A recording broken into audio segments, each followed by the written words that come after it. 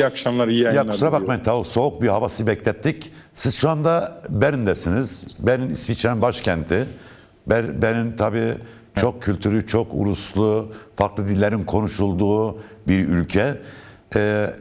Eylemle ilgili bize biraz bilgi verir misiniz ilk önce? Şu anda kimler katılıyor bu eyleme, neredesiniz, nasıl bir eylem? Biz şu an İsviçre'nin başkenti Bern'deyiz. İsviçre Federal Parlamentosu'nun önündeyiz. 2 gündür burada her akşam kalabalıklarla yürüyüşler yapıyoruz, mitingler yapıyoruz. Devamla sabaha kadar parlamento önünde nöbet bekliyoruz. Çünkü Rojava'da kadınlı erkekli halkımız nöbet tuttuğunu biliyoruz. Sadece askeri güçler, silahlı güçler değil, kadınlı erkekli, yaşlı gençli bütün Rojava halkının kendi sokağının, kendi köyünün, kendi şehrin nöbetini beklediğini biliyoruz. Biz de burada sabaha kadar parlamento önünde nöbette bekleyerek onlarla hem duygu birliği sağlamaya çalışıyoruz, hem de onları anlamaya çalışıyoruz, hem destek olmaya çalışıyoruz, hissetmeye çalışıyoruz. Öbür yandan da elbette önünde bulunduğumuz parlamento olması hasabiyle de İsviçre hükümetine sesimizi duyurmaya çalışıyoruz. Çünkü sessizliğin taraf tutmak olduğuna inanıyoruz. Evet, belki İsviçre hükümeti mevcut saldırıları sonlandırmayabilir, engelleyecek kapasiteye sahip olmayabilir ama bunun bir zulüm olduğu, bunun bir barbarlık olduğunu, yani tarafını belli edebilir, dile getirebilir, Kürtlerle dayanışmasını dile getirebilir. Bu saldırılar karşısında Kürt toplumda oluşan hem duygusallığı hem ulus duyarlılığını hem de topyekün direniş ruhunu destekleyecek bir rol oynayacaktır. Bu bakımdan Evet. parlamento önünde bir yanıyla Rojava'da sokaklarda direnen halkımıza destek olmak, onlarla dayanışmak, öbür yandan da bu direnişi bütün dünya başkentlerine taşımak sahikiyle biz de nöbette bekliyoruz 2 gündür. O belki oldukça örnek veren, belki bütün Avrupa Birliği devletlerinin, Amerika Birleşik Devletleri'nin parlamento binalarının önünde böylesi nöbet eylemlerine başlamak gerekiyor düşünüyorum. Çünkü çok riskli bir döneme girdik. Birkaç da soru sormak istiyorum eylemle ilgili. Sonra bir de senin görüşlerini almak istiyorum. Bu son sürece ilişkin özellikle Kuzeydoğu, Kuzey Evet. Kürt'taki halkımıza yapacağın çağrıda önemli olduğunu düşünüyorum. Birincisi, sadece gece bir nöbet tutuyorsun. Yani gündüz bir nöbet yok mu yoksa? Gece gündüz nöbet tutuyoruz. Gece bir ekip nöbet tutuyoruz. Sabah başka bir ekibe devrediyoruz. Akşamları da dediğim gibi kitlesel halkla birlikte hem Kürdistani Kürtlerle birlikte aynı zamanda Kürtlerin dostlarıyla birlikte 2 gündür çok görkemli yürüyüşler, mitingler gerçekleştirdik. İsviçre'nin bütün şehirlerinde gerçekleştirdik benzer etkinlikleri farklı hacimlerde bile olsa. Ama bir bütün İsviçre'nin bütün kantonlarında benzer yürüyüşler, mitingler gerçekleşiyor. Ama nöbet an itibariyle sadece federal parlamentonun önünde. Dolayısıyla gece bir ekip, gündüz de başka bir ekip olmak suretiyle nöbetimizi kesintisiz olarak sürdürüyoruz. Yani federal hükümetten, federal parlamentodan herhangi bir iletişiminiz oldu mu? Bir etki, bir tepki yaşandı mı bu 2 gün içerisinde? An itibariyle siyasi bir temasımız olmadı ama yarın için bazı görüşmeler talep ettik. Dolayısıyla bazı siyasi partilerin parlamenterleriyle, yine parti yöneticileriyle görüşmelerimiz olacak. Devamla bütün partilerle görüşmelerimiz olacak. Aynı zamanda İsviçre parlamentosu da önümüzdeki hafta toplanacak. Dolayısıyla bu saldırıları gündem yapmalarını da talep edeceğiz. Az evvel de ifadeye çalıştığım gibi İsviçre hükümeti belki bu saldırılara engel olmayabilir ama bu saldırıların barbarlık olduğu, Kürtlerin yanında saf aldığını dile getirebilir. Bunu talep edeceğiz kendilerinden. Peki bir sınır var mı eylemin ne kadar sürecek konusunda yoksa? Şimdi niyet olarak 2 gündür fiilen yapıyoruz. Henüz resmi izinleri de almadık. İsviçre yetkilileri de şimdiye kadar engel olmadılar.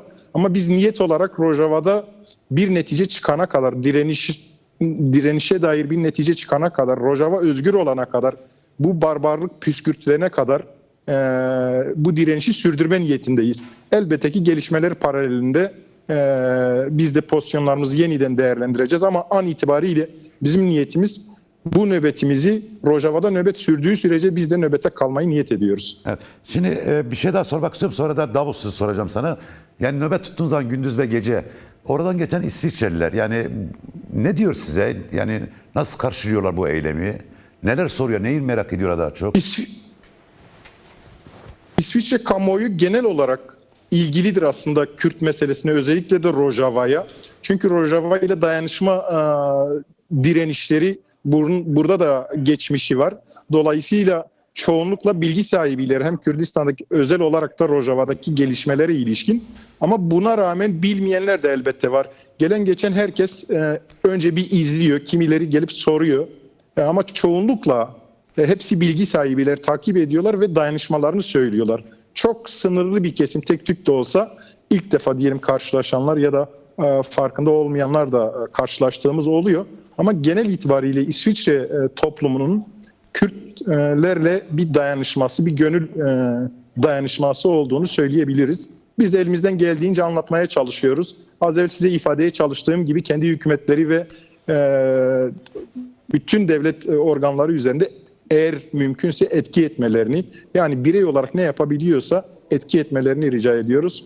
Rojava ile Kürt direnişiyle dayanışmalarını talep ediyoruz. Genelde olumlu reaksiyonlar alıyoruz kendilerinden. Şimdi tabii Davos var. Yani doğrusu coğrafik olarak Bern'in Davos'a ne kadar uzak olduğunu bilmiyorum. Yani belki biraz bilgi verirsen sevinirim. Bu kravatlı cihadist, DAEŞ'çi ya da HTŞ lideri oraya gelecek. Yarın Davos'ta Kürtlerin ve dostlarının bir gösteri yapması bekleniyor. Protesto gösterisi yapması bekleniyor. Onunla ilgili biraz bilgi paylaşabilir misin? Yani nasıl bir gösteri planlanıyor? Temel hedef, temel talep nedir? Davos biliyorsunuz Dünya Sosyal Forumu'na Jolani'nin de davet edildiği söz konusu, davet edilmesi söz konusu. Aslında İsviçre'de sadece Kürtlerden değil, İsviçre kamuoyundan genel itibariyle çok büyük itirazlar var. Basın da işliyor bunu, televizyonlar da konu ediyor. Çeşitli sivil örgütler, siyasi partiler de bu bağlamda Jolani'nin kabul edilmemesi yönünde niyetlerini beyan ettiler. Ama Kürt toplumu da özellikle böyle bir teröristin kılıf değiştirmesi haliyle gerçeğin değişmeyeceğini anlatmaya çalışıyoruz kaç gündür. Yarın da Davos'ta bir eylem gerçekleştireceğiz. Önemli bir kitleyi, kalabalığı orada toplayıp sesimizi olabildiğince demokratik ve meşru yollarla duyurmaya çalışacağız. Bu bir terörist. Kravat da taksa kravatlı bir terörist. Ve sadece Kürtlere karşı değil, insanlığa karşı bir fikriyata, bir ideolojiye, cihadist, karanlık bir fikriyata, bir ideolojiye sahip bir terörist. Aynı zamanda an itibariyle terörizm uyguluyor. Alevilere karşı, Dürzilere karşı, Kürtlere karşı, Araplara karşı da, kendinden olmayan Araplara karşı da tereddütsüz cinayet işleyebilen, sadece cinayet işlemekle de kalmayan, aynı zamanda ölüler üzerinde de diyelim tahribatlar yaratabilen bir geleneği temsil ediyor. Bu bakımdan bunun İsviçre gibi demokrasiyle bütün Avrupa'da örnek gösterilen bir ülkeye kabul edilmesinin İsviçre demokrasiyle, geleneğiyle ve küresel düzeyde aldığı pozisyonla denk düşmeyeceğini anlatmaya çalışıyoruz. Anlatmaya çalışacağız yarınki Davos eyleminde de. Peki bir şey daha, yani bu eylemde sadece Kürtler de Kürtlerin dostları dediniz ama aynı zamanda Suriye'de soykırıma maruz kalan, tabi olan Aleviler, Dürziler, Ermeniler de benzeri diğer halk grupları da bu eyleme katılacak mı, Davos'taki eyleme? Evet, Davos'taki eyleme andığınız bütün gruplar yine katılacak. Grup olarak şimdiye kadar bir eylem çıkarmadılar ama genelde zaten andığınız gruplar bizim eylem etkinliklerimizle ortalama bir katılımları, ilgileri söz konusuydu. Ama bu Davos eylemine ilişkin hepsinin de beyanları oldu kamuoyuna. Jolani'nin İsviçre'de yeri yok diye beyanları oldu. Dolayısıyla yarınki eylemde de kendi kapasiteleri ölçüsünde bizimle beraber olacaklar. Sadece Kürtlerin itirazı değil, İsviçreliler de olacak. Yani belki Kürtlerden daha fazla, Kürtlerin dostlarından daha fazla İsviçreliler de yarın yine Davos'ta olacak. Evet. Tabii Necdet Atay deyince Batman insan aklına geliyor. Tabii Batman'da siz belediye başkanlığı da yaptınız. Sonra görevden alındınız. Şimdi tabii Rojava'daki bu kuşatma, özellikle Kobani'deki kuşatma dolayısıyla herkesin aklına 2014 ve 25 Ocak'ta yarın birkaç gün sonra Rojava Kobani'nin kurtuluş yıl dönümü. O dönemde Kuzey Kürdistan'daki halkın büyük sahiplenmesi akla geliyor. Bu konuda yani bir siyasetçi olarak, bir insan olarak, bir Kürt evladı olarak kuzeydeki halkımıza çağrınız nedir? Çünkü gerçekten Kobani'de kritik bir durum var. Yani Kobani kuşatılmış durumda. 2-3 gündür elektrik ve su kesilmiş. Kobani'de direniş var. Bu kesin böyle. Yani SDG ve YPG güçleri bugün de işgalcilere çok ağır darbeler vurdular. Halk çok kararlı ama tabii bu tek başına yeterli değil. Çünkü burada bir kuşatma ve çok ne diyeyim yani vahşi bir saldırı var. O nedenle Kuzey halkımıza yani Kuzey Kürt'teki halkımıza nasıl bir çağrınız var? 2 gündür tabii biz gece gündüzlü eylemdeyiz. Ben kişi olarak da iki gecedir bu oturma nöbet eylemine katılıyorum. Akşamlarda gerçekleştirilen yürüyüşlere katılıyorum. Gün içerisinde de yine bu etkinliklerin organize edilmesiyle meşgulüm. Bu bakımdan yeterince takip edemiyorum gelişmeleri ama takip ettiğim kadarıyla bu son saldırılar, Rojava'ya son saldırılar aslında Kürtleri birleştirdi. Kürtleri yakınlaştırdı. Kürt coğrafyasını bölen sınırları ortadan kaldırdı. Şöyle ki Nusaybin Kamışlo arasındaki sınır kapısı Kürtler devirdi, yok etti ve Kamışlo'ya geçtiler. Aynı şekilde belki ilk defa Başur'dan Semalke sınır kapısı üzerinden diyelim Rojava'ya halk akınları oldu. Sadece bu akınlar değil, Hevler'de, Süleymaniye'de ve Kuzey Kürdistan'ın birçok şehrinde kitlesel yürüyüşler gerçekleştirildi. Dolayısıyla evet saldırıyla karşı karşıyayız ama Kürtlerde topyekün bir direniş hali ve bir ruh birliği söz konusu. General Mazlum Abdi'nin Şam dönüşü silahını kuşanıp öyle bir fotoğraf vermesi de yine tüm Kürt toplumunu duygusallaştırdı ama kenetledi ve biledi. Ve özellikle Rojava'daki sadece silahlı güçlerin değil, kadınlı erkekli sivil insanların da silah kuşanması, sokakların nöbetini tutması, köyün nöbetini tutması müthiş bir ruh yarattı. Dolayısıyla buradaki faaliyetlerimizde de anlatmaya çalışıyoruz. Aslında biz ruhta kazandık ve bu direnişte de kazanacağız. Sadece biraz daha asılmamız lazım. Sadece biraz daha sesimizi yükseltmemiz lazım. Sadece biraz daha sokakları sallamamız lazım, haykırmamız lazım. Elbette zaten direniyor Rojava'daki güçler. Dolayısıyla Kuzey Kürtlerinin de ilgilerinin iyi olduğunu, kalplerinin, gözlerinin, kulaklarının Rojava'da olduğunu görüyorum. Yine sokakta olduklarını izlediğim kadarıyla görüyorum. Ama daha fazlası her zaman mümkündür. Evet. Tek başına Rojava'daki elinde silah taşıyan direniş güçlerinin bu mücadeleyi kazanma imkanı belki olmayacaktır.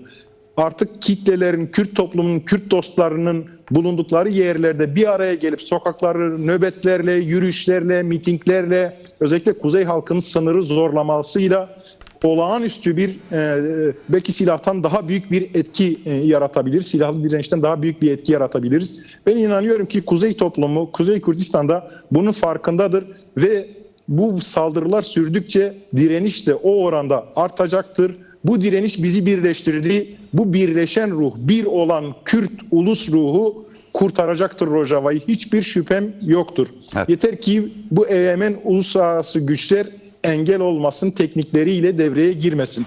Bu barbarları biz bir defa Kobani'de yendik. Şimdi Kobani yine tehdit altında. Kobani'yi tekrar kurtaracağız ve bu barbarlığın, bu karanlık ideolojinin, Kürt düşmanı ittifakın sonu olacağına inanıyorum. Bu sadece bendeki inanç değil. Bu 2 günde hem bu nöbette hem gerçekleştirdiğimiz mitinglerde, yürüyüşlerde halkın söylediğidir. Olağanüstü bir enerji, bir sinerji söz konusu.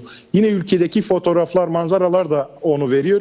Ama daha asılmamız lazım. Sadece direniş güçlerine bırakmamamız lazım. Özellikle en büyük rolü de Kuzey Kürdistan'daki Kürt halkı oynayacaktır.